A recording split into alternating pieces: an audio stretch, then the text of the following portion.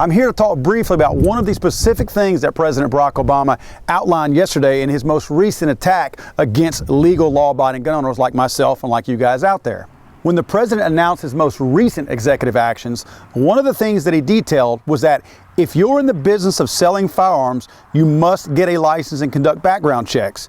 And that sounds pretty logical, doesn't it? If you're in the business of selling firearms to make a profit, to feed your family, and to run your business, you should be a federal firearms license dealer. I mean, that's common sense. We all get that. But that's not what he's saying here. What this is an attack on people who want to give a firearm to a friend, a neighbor, a sibling, a son, a daughter, or anybody like that. This is to prevent private sales and private transactions from taking place.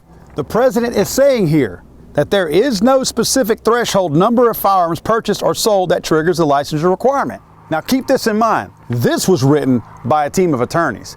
If it was okay to sell one gun and not be federally licensed, it would say it's okay to sell one gun and not be federally licensed. It specifically states that there is no specific threshold number of firearms purchased or sold that triggers the licensure requirement because they want to be able to nail somebody who sells just one gun.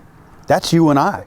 So if you have a firearm that you're not happy with and you want to sell it to a friend or a buddy or a family member, you cannot do that. The president is telling you you can't do that. You either need to get federally licensed, which can take up to a year to get that license in with all the background checks and whatnot that you have to go through, or you have to go to an FFL dealer and pay them to do the transaction for you.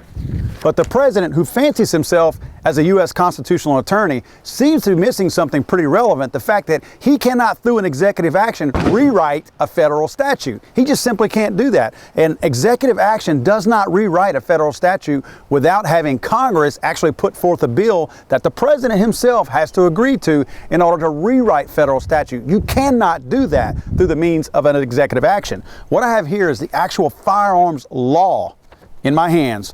This is Chapter 44, entitled Firearms. It's U.S. Code 18, Section 921. And it specifically identifies a person who is in the business of selling or trading firearms as a person who devotes time, attention, and labor to dealing in firearms as a regular course of trade or business with the principal objective of livelihood and profit through the repetitive purchase and resale of firearms, but such terms shall not include a person who makes occasional sales, exchanges, or purchases of firearms for the enhancement of a personal collection or for a hobby, or who sells all or part of his personal collection or firearms.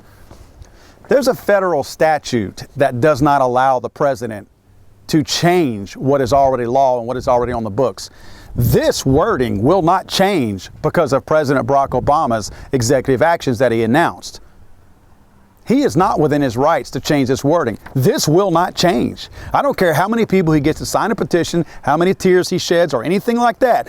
This wording is not going to change today, 180 days, or once he's out of office. Congress learned its lesson from what happened in Colorado as far as state representatives getting booted out of office when they supported an unconstitutional law, and the people of Colorado had an issue with that. That's not going to happen. The people of the United States of America are on our side, not Obama's side like he says they are. I can promise you one thing, none of this is going to become law because no one in Congress is going to support this, so no laws are going to change.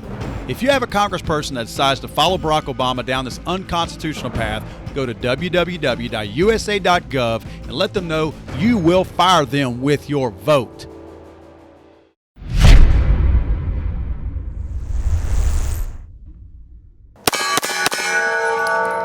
Hey, I'm Max Michelle, and I'm on Gun District. Why aren't you?